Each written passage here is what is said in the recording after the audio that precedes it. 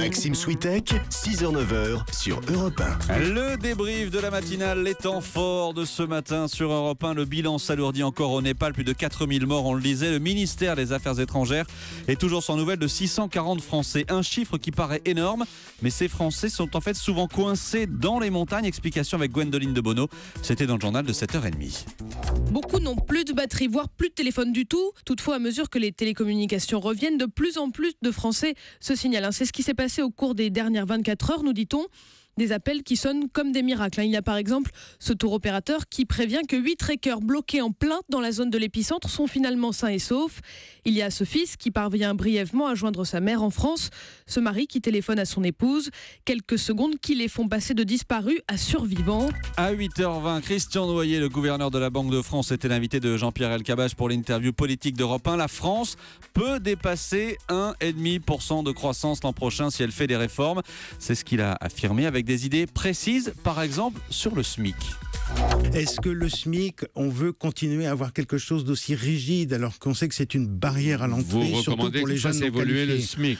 qu'on revoie les mécanismes d'indexation qui sont trop rigides, qu'on réfléchisse à la régionalisation, qu'on réfléchisse à un SMIC plus réduit, temporaire pour les jeunes non qualifiés, pour les aider à entrer sur le marché du travail. Vous croyez qu'on peut faire ça à 2 ans d'une élection présidentielle ? En tout cas, on le fera plus facilement maintenant qu'on ne le ferait à 1 an de l'élection présidentielle. Donc si on veut faire des réformes, c'est maintenant. Et vous réagissez sur les réseaux sociaux, hashtag E1matin sur Twitter. Avant de donner des leçons à la Grèce, ne devrions-nous pas apprendre à réformer efficacement chez nous, sous peine de prendre son chemin, nous écrit Anis Bouanaïdi.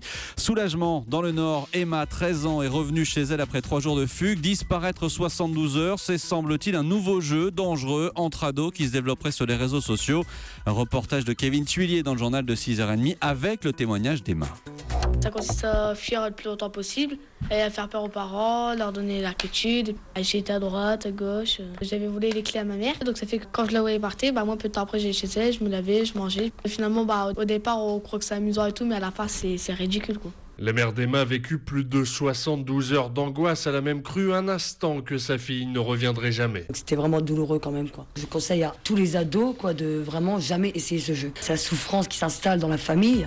Le maire de Champ-du-Boult dans le Calvados est prêt à tout pour repeupler son village. Il vient de brader des terrains à 1 euro le mètre carré. Reportage de François Coulon dans le journal de 7h avec des acheteurs qui se bousculent. C'est charmant, c'est joli, le paradis. Comme on n'a pas assez de revenus, on n'a jamais pensé qu'on achète un terrain. C'est un rêve, ça. Alima pensait être la première à débarquer à Champ-du-Bout. Pas de chance, le super coup de pub a généré plus de 200 offres en quelques jours. Le maire, Patrick Madeleine. La secrétaire avait plus de 100 mails ce matin. Nous sommes vraiment saturés, victimes de notre succès. Nous sommes en une période de disette financière avec les dotations de l'État qui sont en baisse. La seule manière de recréer un peu de richesse sur la commune, c'est d'amener des nouveaux habitants. Et voilà pour ce reportage à Champ-du-Bout. Donc, à peine dévoilés, les nouveaux programmes d'histoire font déjà polémique. Les chapitres sur l'islam seront obligatoires, pas ceux sur l'histoire de la chrétienté. C'est ce qui va se passer au collège. Ce sujet vous fait énormément réagir. Beaucoup de questions au 3921. Nous avons un appel de Manuel qui habite Bagnolet près de Paris. Bonjour Manuel. Bonjour Maxime. Quelle est votre question ? Ma question porte sur l'élaboration des nouveaux programmes scolaires. Pourquoi ne demande-t-on jamais aux enseignants en fonction d'y participer ?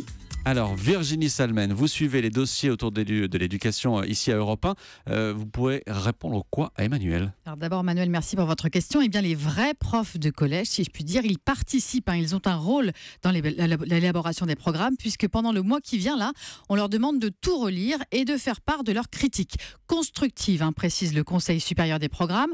Donc, ils peuvent, si leurs arguments sont solides, ils ont le pouvoir de modifier ces programmes. Mais effectivement, ce sont les membres du Conseil supérieur des programmes qui tiennent le stylo, si j'ose dire. Ce sont eux, souvent des profs d'université, reconnus, par exemple une maître de conférence en sciences de l'éducation, docteur en philosophie. Les enseignants donc choisis pour leur recul, leur expérience pour rédiger ces programmes, de la maternelle à la terminale. Je vous signale d'ailleurs que tout a été réécrit. Voilà, j'espère que cette réponse de Virginie Salmen vous satisfera. Manuel, le Festival de Cannes commence dans 2 semaines. Gilles Jacob, son ancien président, publie un roman rempli de souvenirs. Il était notre invité à 7h45 pour l'interview vérité. Passer sur la croisette fait rêver, mais certains films n'osent même pas prendre ce risque. Écoutez. Les films coûtent maintenant 200 millions de dollars. Je parle des gros films spectaculaires. On peut toujours trouver des petits films indépendants comme partout ailleurs. Mais les films des studios, ils se mettent 2 studios pour faire le film. Si le film ne marche pas, le type saute. C'est vous dire qu'ils ne prennent pas le risque. Donc c'est trop risqué d'aller à Cannes ?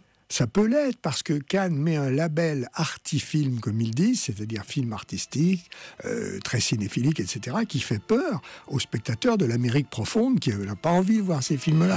Et voilà pour le témoignage de Gilles Jacob dans ce débrief de la matinale.